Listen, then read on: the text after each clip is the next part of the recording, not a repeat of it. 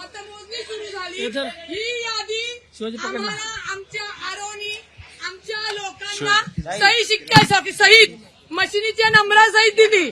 जेव्हा आता machine open केलं त्या ओपन करत असताना हा नंबर आणि आतला मशीन उघडलेला नंबर मॅच झाला पाहिजे, तो होत नाही।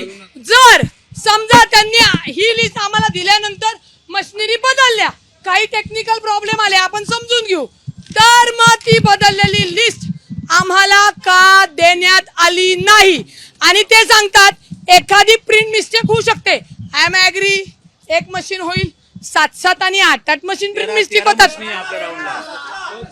13-13, 12-12 मशीन प्रिंट मिस्टेक होऊ शकत नाही। आणि ते सांगतात पोलिसांना की नाही मी सुरू करणार। तर मी त्यांना सांगितलेले, एक तर तुम्ही लेखी द्यायचं की आमची प्रश्न म्हणजे आम्ही ऑब्जेक्शन घेऊन सुद्धा तुम्ही चालू करताय, मग बघतो आम्ही।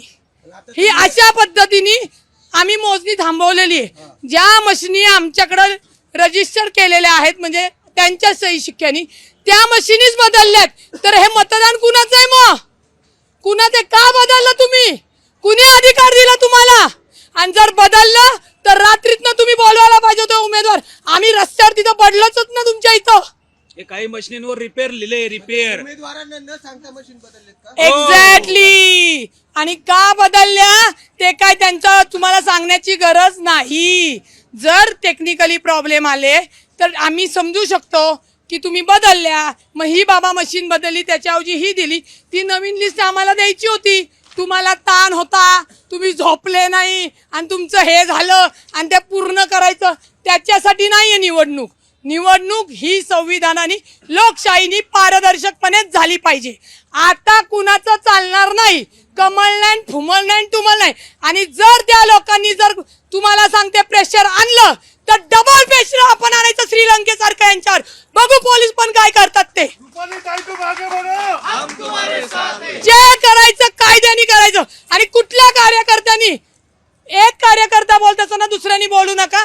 जर पोलिसांनी आपल्यावर दबाव आणला किंवा आरोनी दबाव आणला, मग कुणाला सोडायचं नाही। मग वर्ष झालं तरी जेलमध्ये जाईल, पण यांना सस्पेंड केल्याशिवाय राहणार नाही। आई जगदंबाची शपथ घेऊन सांगते। अधिकाऱ्यांनी काय उत्तर दिले? तुम्ही म्हणले जिल्हाधिकाऱ्याला बोलवा, अधिकारी आरोनना आम्ही सांगितलं की हा आमचा प्रॉब्लेम आहे, प्रश्न आहे, आमचं ऑब्जेक्शन आहे, त्याच्यावर तुम्ही उत्तर द्या।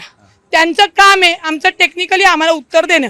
ते म्हणतात प्रिंट मिस्टेक आहे, ते म्हणतात नाही हे बरोबर आहे, मी चालू करणार।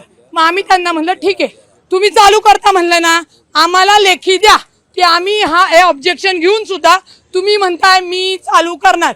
लक्षात घ्या, एकदा झाल्यानंतर कोर्टात जाणार, ते सिद्ध होणार नाही पाहिजे आम्हाला। म्हणजे त्याच्या आधी त्यांचं ते करून घेणार आणि आपल्याला कोर्टाच्या फेऱ्या लावावं लागणार। मी वकील आहे, मला नाही पैसे लागणार, माझा वेळ जातो, तुमच्या सगळ्यांना तर लागणार का नाही? कुणी नाही रे,